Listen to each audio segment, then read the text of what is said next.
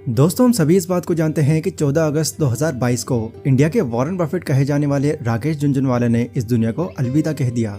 मुंबई की एक middle class family में पले बड़े राकेश झुनझुनवाला ने अपनी फाइनेंशियल जर्नी को सिर्फ 5,000 रुपए से शुरू किया था और अल्टीमेटली उनकी नेटवर्थ, आप यकीन नहीं करेंगे, 45,000 करोड़ से भी ज्यादा हो गई थी और अपने लास्ट टाइम तक वो इस दुनिया के 430th रिचेस्ट पर्सन बन चुके थे।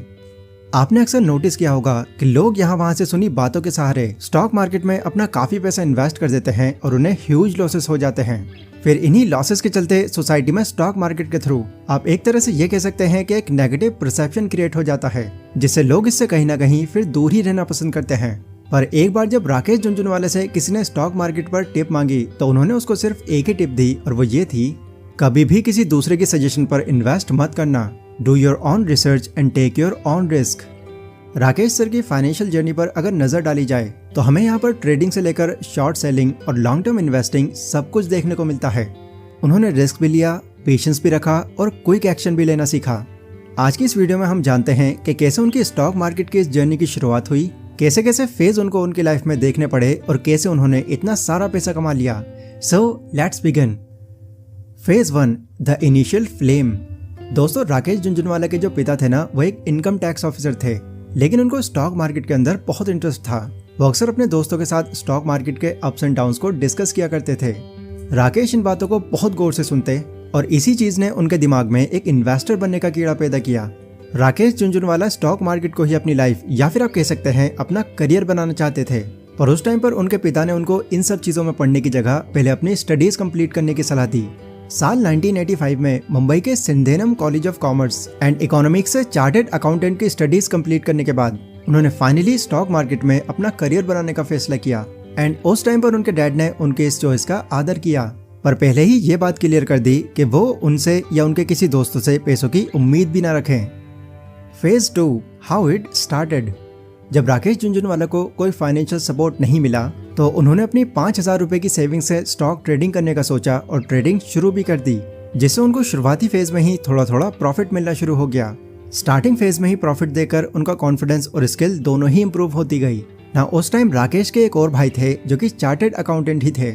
एक दिन उनके पास में एक फीमेल क्लाइंट आती है जिसके पास काफी पैसा था और वो अपने इस पैसे पर हाई रिटर्न्स पाना चाहती थी। उस टाइम पर बैंक एफडीज का जो इंटरेस्ट रेट था वो 10% हुआ करता था। राकेश झुनझुनवाला ने उस लेडी को कन्वेंस किया और उसे 18% देने का प्रॉमिस करके उनसे 2.5 लाख रुपए ले लिए। ऐसे ही कुछ और क्लाइंट्स भी उनके बने जहां से उन्हें लगभग 5 लाख रुपए और मिल गए। अब फाइनली राकेश झुनझुनवाला के हाथ में पैसा आ चुका था और वो अपने स्टॉक मार्केट की जर्नी के लिए अब पूरी तरह से तैयार थे। Phase 3, the first big profit. 1986 में राकेश झुनझुनवाला ने अपना पहला सबसे बड़ा प्रॉफिट अर्न किया। इस साल उन्होंने टाटा टी के शेयर्स खरीदे जिसका प्राइस लगभग उस वक्त 43 रुपए पर शेयर था। महज 3 महीने के बाद एक शेयर की कीमत लगभग 143 रुपए पहुंच गई और उनको 3 टाइम्स ज्यादा प्रॉफिट हुआ। राकेश ने न सिर्फ इससे काफी प्रॉफिट कमाया बल्कि एक इम्पोर्टेंट लेसन भी सीखा कि अगर नाम और दौलत बड़ी करनी है तो रिस्क लेने का हुनर जरूर सीखना होगा। फेज नंबर 4, सेसा गोवा स्टॉक ऑफ 1986। साल 1986 में ही राकेश झुनझुनवाला ने एक ऐसा दांव खेला जिसने उनकी लाइफ हमेशा के लिए चेंज करके रख दी। सेसा गोवा, जिसे आज हम वेदांता के नाम से जानते हैं, वो उस टाइम पर काफी ह्यूज लॉसेस को फेस कर रही थी। उनके आयरन कोर के प्राइस लगातार डाउन होते जा रहे थे और सेसा गोवा का स्टॉक 28 रुपए पर शेयर तक पहुंच चुका था। जिस टाइम पर सारे इन्वेस्टर सेसा गोवा से पैसे निकाल रहे थे, राकेश झुनझुनवाला ने उसी वक्त उस कंपनी के 4 लाख शेयर्स खरीद लिए, जिसकी कीमत आप लगभग समझ सकते हैं 1 करोड़ से भी ज्यादा थी। वो उनका एक ऐसा टाइम था जब उन्होंने लगभग अपनी सारी दौलत लगा दी थी। मतलब कंपनी का डाउनफॉल उनके डाउनफॉल से डायरेक्टली प्रोपोर्शनल हो चुका था। राकेश झुनझुनवाला ये बात जानते थे कि भारत आयरन कोर एक लार्जेस्ट एक्सपोर्टर्स में से एक है। दुनिया में इसकी प्राइस जरूर कम हो सकती है लेकिन इसकी सप्लाई और डिमांड हमेशा बनी रहेगी। तो उन्होंने मार्केट के डाउन होने पर नहीं बल्कि अपनी खुद की मार्केट रिसर्च, कंपनी के वर्किंग प्रिंसिपल्स और काबिल मैनेजमेंट पर पूरा भरोसा रखा। सिर्फ 1 साल में उन्होंने अपनी इस इन्वेस्टमेंट से 25% रिटर्न कमाया और अपनी स्किल को प्रूव करके दिखा दिया। आपकी जानकारी के लिए बता दूं कि आज वेदांता की स्टॉक का प्राइस लगभग 260 रुपए पर शेयर हो चुका है। Phase number 5, 1989 national budget announcement. 1989 में वीपी सिंह भारत के 7वें प्रधानमंत्री बने। उनकी कैबिनेट में मधुर दंडवते फाइनेंस मिनिस्टर हुआ करती थी। उस टाइम इंडियन स्टॉक मार्केट बहुत तेजी से डाउन हो रहा था, जिस वजह से इन्वेस्टर्स मार्केट से जितना जल्दी हो सके पैसा वापस निकाल रहे थे। सभी का मानना था कि वीपी सिंह और मधु दंडवाते का यूनियन बजट बिजनेस ओरिएंटेड नहीं बल्कि पब्लिक ओरिएंटेड होगा, पर राकेश झुनझुनवाला को ये अच्छे से पता था कि वीपी सिंह के रूट्स एक लॉयल बिजनेस फैमिली से हैं और वो कभी भी किसी बिजनेस को नुकसान पहुंचाने वाला बजट नहीं लाएंगे। एंड गेस व्हाट, उनका ये जो एनालिसिस था वो फिर से सही निकला और उनको इस बार इतना ज्यादा प्रॉफिट हुआ कि उनकी नेटवर्थ सिर्फ 5 महीनों में 2 करोड़ से 50 करोड़ तक पहुंच गई। Phase number 6, 1992 Harshad Mehta scam. साल 2020 में आई एक वेब सीरीज स्कैम 1992 तो आपने जरूर देखी होगी। हर्षद मेहता के स्कैम से उस टाइम मार्केट में काफी बड़ा भूचाल आ गया था, पर इसी बीच डीमार्ट कंपनी के फाउंडर और राकेश झुनझुनवाला के गुरु राधा किशन दमानी उनको ये बताते हैं, राकेश मार्केट बहुत ही ओवर प्राइस हो चुकी है और शायद यहाँ पर अब इसके पीछे बहुत बड़ी गड़बड़ी हो सकती है। मेरी मानो तो अभी इस टाइम तुम शॉर्ट टर्म सेलिंग पर ध्यान दो। राकेश झुनझुनवाला ने ठीक वैसे ही किया जैसा उन्होंने उनसे कहा। शॉर्ट सेलिंग के बारे में अगर आपको नहीं पता तो मैं आपको बता दूं, इसमें एक ट्रेडर ऑनर के शेयर्स को ब्रोकरेज की मदद से बाय कर लेता है और फिर करंट मार्केट प्राइस पर सेल कर देता है। इसके बाद जब उस स्टॉक की प्राइस कम होती है तो वो उस स्टॉक को बाय कर लेता है और प्रॉफिट बुक कर लेता है। Phase 7, the biggest break. साल 2003 में राकेश झुनझुनवाला ने अपना खुद का इन्वेस्टमेंट फर्म शुरू किया जिसका नाम था रेयर एंटरप्राइजेज। इसी साल उनकी इन्वेस्टिंग की जर्नी में बिगेस्ट ब्रेक आया जब उन्होंने टाइटन के शेयर्स खरीदे। उन्होंने 40 रुपए पर शेयर से भी कम प्राइस में टाइटन के करीब 4.5 करोड़ शेयर्स खरीदे। अगले कुछ दिनों में टाइटन के एक शेयर का प्राइस 80 के पार चला गया, पर स्टिल उन्होंने अपना प्रॉफिट बुक नहीं किया। फिर देखते देखते टाइटन का शेयर नीचे जाने लगा और 30 पर पहुंच गया। राकेश झुनझुनवाला ने बताया था कि उस टाइम उन्होंने करीब 300 करोड़ की वेल्थ गंवा दी थी, लेकिन फिर भी उन्होंने पेशेंस रखा और इंतजार किया। उनका फंडामेंटल एनालिसिस कहता था कि कंपनी के प्रॉफिट और उनकी सेल्स में कोई कमी नहीं आई, मतलब आज नहीं तो कल टाइटन के शेयर का प्राइस बूम जरूर करेगा। और जैसा उन्होंने सोचा था बिल्कुल वैसा ही हुआ। अभी के टाइम में टाइटन के एक शेयर का प्राइस 2600 रुपए का है और उनके लिए ये कहीं ना कहीं मल्टी बैगर साबित हुआ।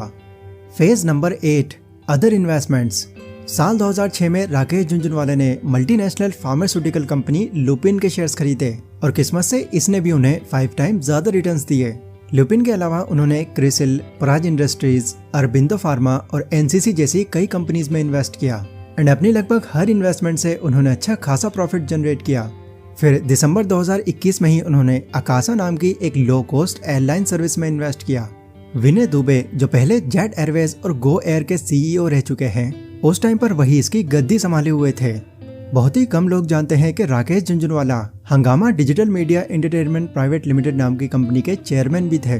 उन्होंने इंग्लिश विंग्लिश, की एंड का और शमिताभ जैसी एंटरटेनमेंट फिल्मों में भी काफी अच्छा इन्वेस्टमेंट किया था। साल 2021 में जब जी एंटरटेनमेंट एंटरप्राइजेज लिमिटेड और सोनी पिक्चर्स नेटवर्क के इंडिया के मर्जर की खबरें आईं, तो राकेश झुनझुनवाला ने अपने जी एंटरटेनमेंट एंटरप्राइज लिमिटेड वाले शेयर से सिर्फ एक हफ्ते के अंदर अंदर 50 करोड़ का प्रॉफिट अर्न कर लिया।